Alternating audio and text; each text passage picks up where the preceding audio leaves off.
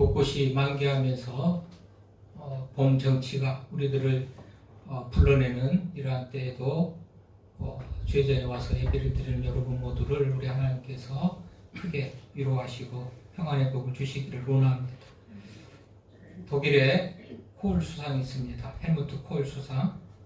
경무에 시달리다가 어느 해는 가족들에게 휴가를 가자 그렇게 해서 오스트리아 볼프강으로 휴가를 가기로 그렇게 결정을 했습니다. 이 소식을 들은 아들이 말합니다. 신났다. 거기 가면 수상 스키를 탈 수 있다는데 아빠 나 수상 스키를 탈 거예요. 그랬더니 헬무트 코울 수상이 말합니다. 아들에게 그 강이 경사졌다는 얘기를 들어보지 못했는데 그렇다는 거죠.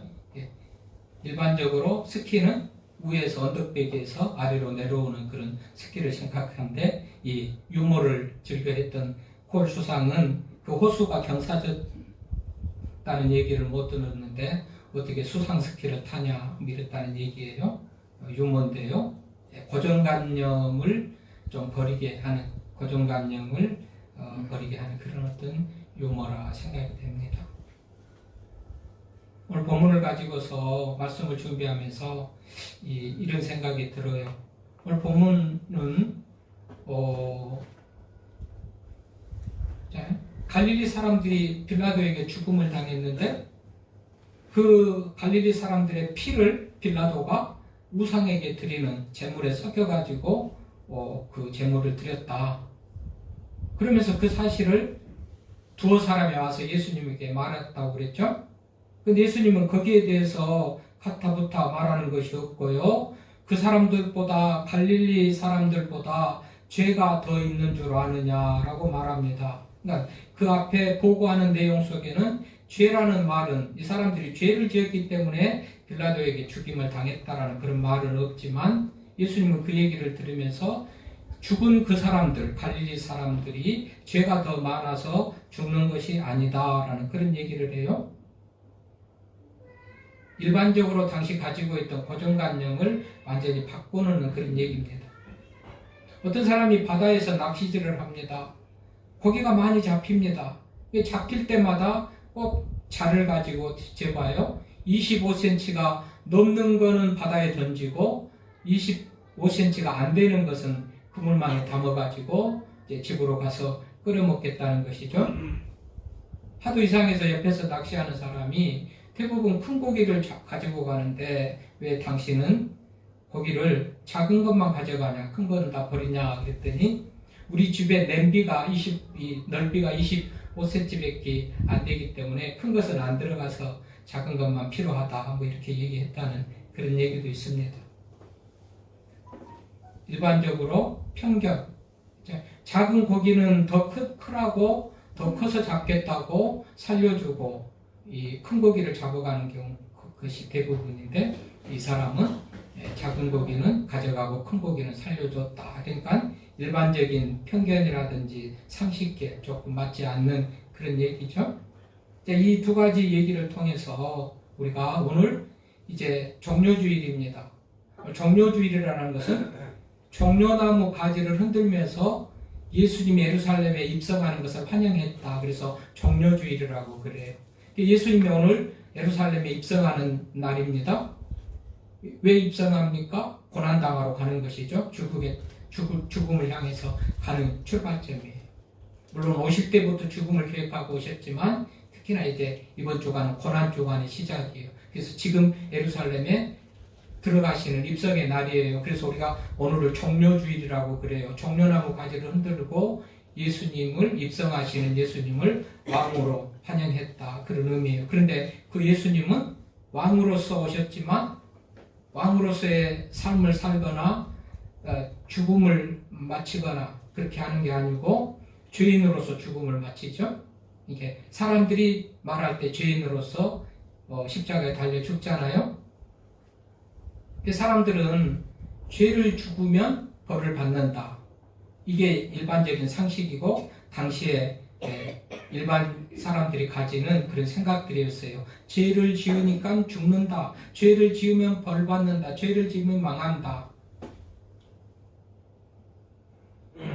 근데 오늘 성경은 그것이 아닌 것을 가르쳐 주는 것이죠. 그것이 아닌 것을 가르쳐 줘.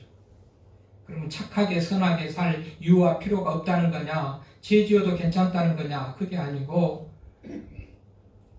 죄를 안 지어야 되겠고 착하게 선하게 살아야 되겠지만 꼭 고난이나 죽음은 죄의 결과로서 얻어지는 것은 아니다라는 것을 성경은 말한다는 거예요. 그렇지 않습니까? 자, 두 가지 문제가 있으니까 고난, 죽음, 이것은 죄의 결과인가? 아니면 죽음이나 고난은 죄와 상관이 없는가? 성경은 말합니다. 죄의 싹은 사망이다. 죄로 말미암아 고통도 오고 고난도 오고 질병도 오고 죄가 이렇게 인간을 비참하게 하는 것이라고 말을 하니까 죄의 결과가 고난도 있고 죽음일 수도 있습니다만은 이제 오늘 본문에 보면은 또 그것이 아니라는 거예요. 그러니까 죄의 결과는 고난인가? 예수님이 당한 고난은, 예수님이 당한 죽음은 죄의 결과인가? 그렇게 볼 때 예수님은 흠도 없고 점도 없고 의로우신 분이셨으니까 그것은 맞지 않는 얘기란 말이죠. 그러니까 일반적인 유대인들의 생각이나 당시의 사람들은 죄는 결과가 죽음이다, 고난이다라고 생각을 했지만 예수님께서는 그 생각을, 그 고정관념을 교정시키는 그런 말씀을 오늘 하시는 거라는 거예요. 그런 의미에서 우리 중에 어떻게 보면 어려운 사람이 있어요. 주변에 살다 보면 어려운 사람이 있어요. 갑작스럽게 젊은 사람이 아프기도 하고 심하면 죽은 경우도 있어요. 그럼 그런 사람들을 볼 때마다 그 사람은 죄를 지어서 벌받아가지고 저주받아서 죽었다, 그렇게 말할 것이 없단 말이죠. 우리 예수님은 점도 흠도 없으신데 고난당하시고 십자가에 죽으셨으니 그럼 예수님도 죄의 결과로 벌받아서 그런 것인가? 라고 말할 수 없다는 거예요. 오늘 보니까 두세 사람이 와서 빌라도가 어떤 갈릴리 사람들의 피를 그들의 제물에 섞은 일로 예수님께 아뢰었다 그래요. 이 말씀의 배경은 이래요.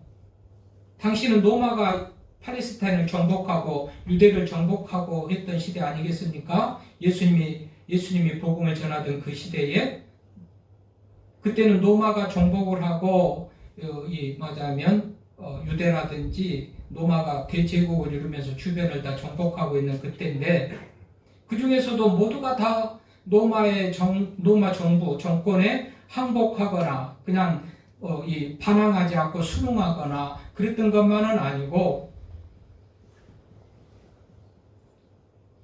이 로마 정부에 반항하는, 순응하지 않고 반항하고 어떻게 하면 기회만 있으면 그냥 유대 나라를 회복하려고 하는 그런 사람들이 있었던 것이죠. 대표적으로 마카비라고 하고 마카베우스라고 마카비라고 하는 그런 유대인은 성전의 영광을 회복한다. 옛날에 하나님의 나라의 어떤 유대 민족의 어떤 그런 민족을 회복한다라는 그런 정신을 가지고 로마 정부에 항거하고 어떻게 하면 기회만 있으면 반란을 일으켜가지고 정권을 뒤엎으려고 하는 그런 무리들이 있어요. 대표적으로 마카베우스, 언어적으로 하면, 그리고 일반적으로 마카비라고 하는 그런 지도자가 있어가지고 유대인들을 결속시켜가지고 동조하는 사람들을 결속시켜가지고 로마 정부에 항거하는 그런 일이 있었어요. 그런데 그 중심이 되는 사람들이 갈릴리 사람들이에요. 그래서 오늘 우리 갈릴리 사람들이 나와요. 갈릴리 사람들의 피를 그들의 제물에 섞은 일. 갈릴리 사람들이 많이 죽었죠. 왜요? 성전의 영광을 회복하고 유대 백성들의 어떤 그 역사, 말하자면 그 하나님의 택한 백성으로서의 이전의 어떤 그런 나라를 회복하려고 하는 그런 사람들의 중심의 대다수가 갈릴리 사람들이었는데 이때는 사람들이 많이 모이는 절기, 6월절이라든지 7.7절이라든지 초막절 같은 그런 절기에 예루살렘에 올라가서 백성들을 선동하고 그냥 하자면 뭡니까? 이거 데모를 일으켜가지고 정권을 회복하려고 하는, 나라를 회복하고 정권을 뒤집으려고 하는 그런 일들이 있었단 말이죠. 그래서 역사가 유세푸스라는 역사의 기록에 의하면 그때 당시 한 절기에 때로는 3,000명이 죽기도 하고 많이 죽을 때는 2만 명이 죽기도 하는 그런 역사를 기록하고 있어요. 유세비우스의 이 역사가의 기록에 가면 절기 때마다 많은 사람들이 죽었구나. 왜 죽었다고요? 로마 정부에 항거해가지고 나라를 되찾고 성전의 영광을 회복하려고 그랬던 것이죠. 이미 마카비는 죽었지만은 그 정신을 이어받은 후대의 사람들이 계속해서 그런 무리들이 있었고 그 무리들의 중심이 갈릴리 사람들이었어요. 그러니까 갈릴리 사람들이 빌라도에게 많이 죽임을 당했던 것이죠. 그 죽음으로 끝나는 것이 아니고 오늘 말씀에 의하면 그들의 피를 가지고 그들이 드리는 제사, 제물에 섞여가지고 드렸다. 이런 얘기를 한단 말이죠. 근데 이 얘기를 들은 두어 사람이라고 그랬으니까 한 두세 사람, 한 사람, 두 사람 아니면 두 사람, 세 사람이었을 텐데 이런 사람들의 얘기를 예수님께서 듣고 대답합니다. 2절에 너희는 이 갈릴리 사람들이 이같이 해받음으로 죽은 것이죠. 다른 모든 갈릴리 사람보다 죄가 더 있는 줄 아느냐. 그러니까 보고하는 이 사람들도 그렇고 당시의 사람들의 생각 속에는 죄를 지었기 때문에 죽음을 당한다. 이런 생각을 하고 있었던 거예요. 그러니까 이들이 이 죄를 많이 지어서 이 사람들이 이렇게 죽었다라고 말하지 않지만 이들의 심령을 아는 거예요. 이들이 지금 말하려고 하는 의도가 무엇인지를 아는 거죠. 예수님께서. 빌라도가 포악하다든지 잔인하다든지 어떻게 그렇게 사람을 죽일 수 있는가라고 빌라도를 공격하는 것도 아니고 빌라도에게 맞아하면 학살당하는 갈릴리 사람들을 편들어서 그들이 불쌍하다, 정말 그들이 안 됐다 이런 것도 아니고 이들의 마음속에는 죄를 지어서 죽었다라는 이런 마음을 가지고 지금 예수님에게 얘기를 하니까 예수님께서 다른 모든 해받은 갈릴리 사람들이 갈릴리 사람보다 더 죄가 있는 줄 아느냐. 그러니까 죄가 더 많아서 죽는 줄 아느냐. 그게 아니다. 너희들라도 회개하지 않으면 이같이 망한다. 죄하고 관계없이 지금 망한다. 그런 얘기를 하는 거고요. 오늘 또 이 4절에 보면 또 실로암 망대가 무너져서 치여 죽는 18사람이 예루살렘에 거한 다른 모든 사람보다 죄가 더 있는 줄 아느냐? 아니다. 죄가 더 있어서 망대가 무너져서 18명이 죽은 게 아니다. 예루살렘에 또 망대가 있어요. 실로암 연못가에 망대가 있어요. 실로암 연못 물이 있는 곳인데 이 지역은 물이 귀하잖아요. 그러니까 물을 지키기 위해서 높은 망대를 세워놓고 거기서 감시하고 있는 것이죠. 그런데 무너진 망대 때문에 치여서 18명이 죽었다는 거예요. 어떻게 보면 참 재수없는 일이라고 사람들이 생각하겠죠. 아니면 무슨 큰 죄를 지어서 벌받아가지고 저렇게 죽는가라는 그런 말들도 할 수도 있을 거예요. 신문은 대서특필하고 시간마다 텔레비에서는 망대가 무너져서 18명이 죽었다 하고 떠들고 그러겠죠.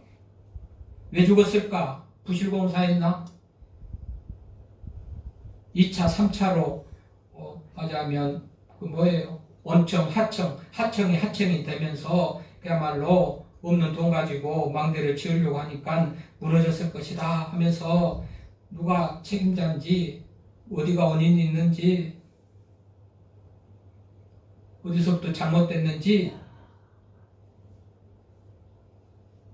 망대를 맞으면 건설한 사람을 찾아서 이렇게 마땅한 대가를 지불하게 해야 된다라는 그런 얘기들이 비등하게 나올 수도 있었을 그런 상황인데요. 어쨌든 오늘은 망대가 넘어져가지고 치여서 18명이 죽었다. 그런데 그 사람들이 죄가 더 있는 줄 아느냐? 죄하고 관계없이 그랬다는 거예요. 죄가 관계없다는 것보다도 너희들도 죄가 있지만 너희들은 멀쩡한 것을 보니까 죄라고 꼭 죄 때문에 죽었다고 그렇게 말하지 말라는 그런 얘기죠. 그러니까 유대인들은 언제나 이렇게 고난이나 죽음을 죄하고 연결시켰어요. 그래서 죄를 지었기 때문에 죽는다, 고난을 당한다 이렇게 생각했단 말이죠. 대표적으로 여러분 욥기 4장 7절에 보면 욥이 친구들로부터 이런 공격을 받아요. 아니 친구들로부터 위로를 받고 싶은 그런 상황 속에서 욥의 친구들이 와가지고 죄 없이 망한 자가 누구냐? 죄 없이 망한 사람이 없는 거예요. 없다고 생각하는 거예요. 그리고 정직한 자의 끊어짐이 어디 있느냐? 정직한 자가 왜 이렇게 끊어지냐, 중단되고 망하고 그러냐는 거예요. 이런 일이 없어요. 그러니까 욥이 지금 당하는 이 고난은 뭔가 죄를 지었기 때문에, 정직하지 못했기 때문에 이런 결과가 있다고 친구들이 욥을 공격하는 것 같이 누구에게나 당시에 사람들의 생각 속에는 죄의 결과는 고난이고 죽음이다라는 그런 인식들이 있었던 거죠.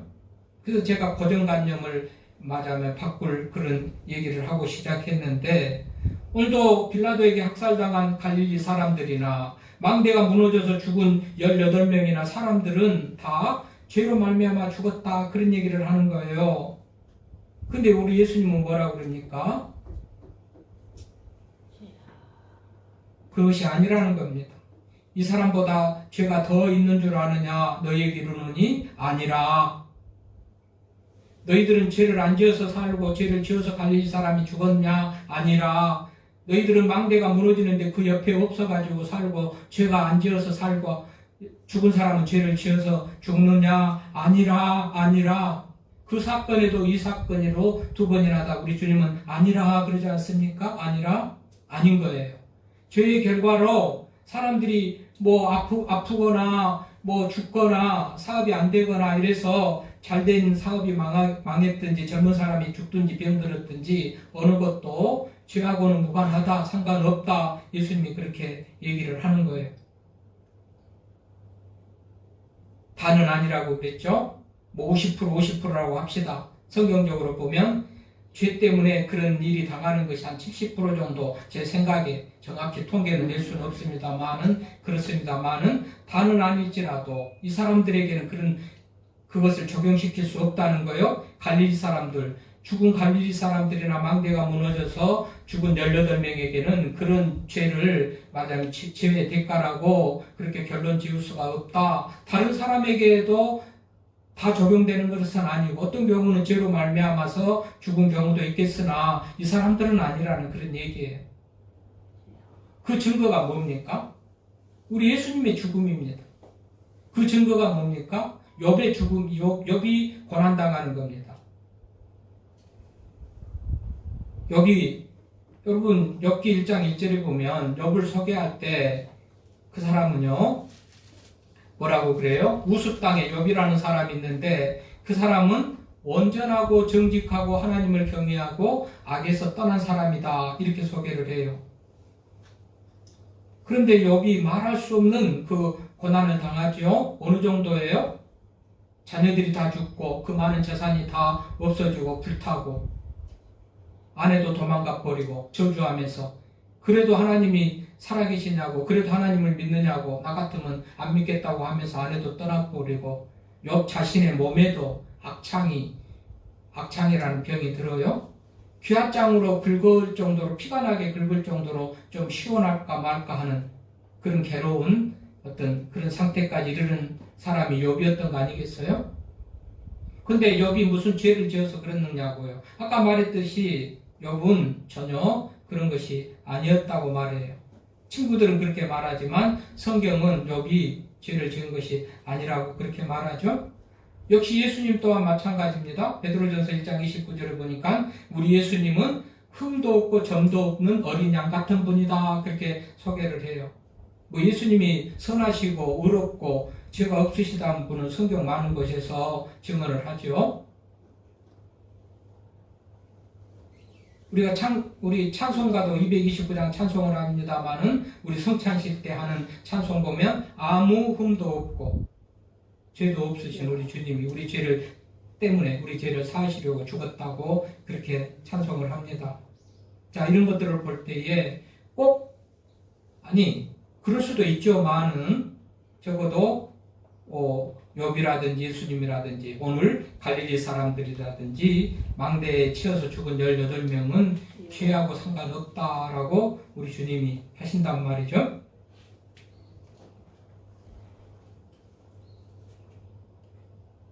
자, 오늘 2절에 보니까 그 사람보다 제가 더 있는 줄 아느냐? 더 있는 줄 아느냐? 4절에도 실로암 망대 사건에서도 갈릴리 사람들 죽은 사건에서도 죄가 더 있는 줄 아느냐? 더 있는 줄 아느냐? 그러면 죄가 덜 있으면 죄인이 아니고 죄가 더 있으면 죄인인가? 그럼 성경적으로 하면 죄인이 덜 있든지 더 있든지 여러분 죄가 더 100만큼 죄가 있으면 죄인이고 50만큼 죄가 있으면 죄인일까요? 똑같이 죄인이라고 그래요. 양과 관계없어요. 죄인은 똑같아요. 우리가 하는 말이 50보 100보라는 그런 말이 있어요. 전쟁이 났는데 100보 도망간 사람은 도망간 사람이고 50보 도망간 사람도 도망간 사람이에요. 50보 100보 그것이 그거다. 도망자다. 마찬가지예요. 100보 도망갔다고 도망자고 50보 도망갔다고 도자가 아니죠. 도망자의 가치. 여러분 죄가 더 있는 줄 아느냐? 더 있어서 그 사람들이 죽는 건 아니고 너희들이 죄가 덜 하다고 산 것이 아니다. 죄하고는 관계없다. 자, 어떤 사람이 돈이 있어요. 쓸 데가 없이 돈이 차고 넘쳐가지고 어디다 쓸지 고민한지 돈이 엄청 많았는지 갓 어른이 된 갓 맞아면 운전할 수 있는 그런 아들에게 차를 한 대 사줍니다. 그 차를 몰고 아들이 몰고 다니면서 신이 납니다. 가다가 그냥 브레이크도 잡아보고 스릴 있습니다. 아주 전속력으로 질주해가지고 스릴 있게 달려보기도 합니다.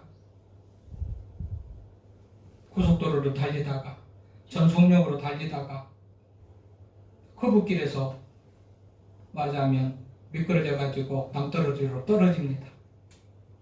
엄마는 하나님 앞에 원망합니다. 어찌 하나님 이런 일이, 하나님 어찌 우리 가정에 우리 아들에게 이런 일이, 하나님에 대해서 원망합니다. 여러분 맞습니까? 틀립니까? 하나님 원망할 일들이 아니에요. 고난당한다고 하나님 원망할 일이 아니고 아들 탓이잖아요. 너무 과속으로 달리다가 아들이 실수하고 과속을 즐기다가 그렇게 됐으니까 말이죠. 하나님께 탓하고 원망할 일은 아니죠. 우리 상당히 세상에서 살면서 당하는 그런 고통은 아까도 얘기했지만 죄의 결과인 것도 있지만은 내가 실수해서 내 탐욕과 욕심 때문에 당하는 그런 고통도 많이 있어요. 상당한 부분이 내 잘못된 선택으로 당하는 그런 고통도 있어요. 상당한 부분이 죄 때문에 당하는 그런 경우도 있어요. 어떤 경우는 아니에요. 욥과 같은 경우, 우리 주님 같은 경우는 아니에요. 그러면 뭐예요? 그래서 하나님이 말씀하시고자 하는 말은 뭐예요? 예수님이 말씀하시고자 하는 뭐예요? 죄로 인하여서 벌받은 경우도 아닐 수도 있으니까 죄에 대해서 심각하게 생각하지 말아라는 겁니까? 선을 행하고 의롭게 살아도 불행하게 망하는 경우가 있으니까 그렇게 살 수도 없다는 얘기입니까? 그것은 인간은 모른다는 거예요. 인간은 알 수 없다는 거예요. 하나님만 안다는 거예요. 이 말은 다시 말하면 전적으로 하나님의 주권을 인정하고 행하신 모든 일들을 옳게 여기고 받아들이라 그런 말이기도 해요. 죄도 안 지었는데 어려운 일을 당한다?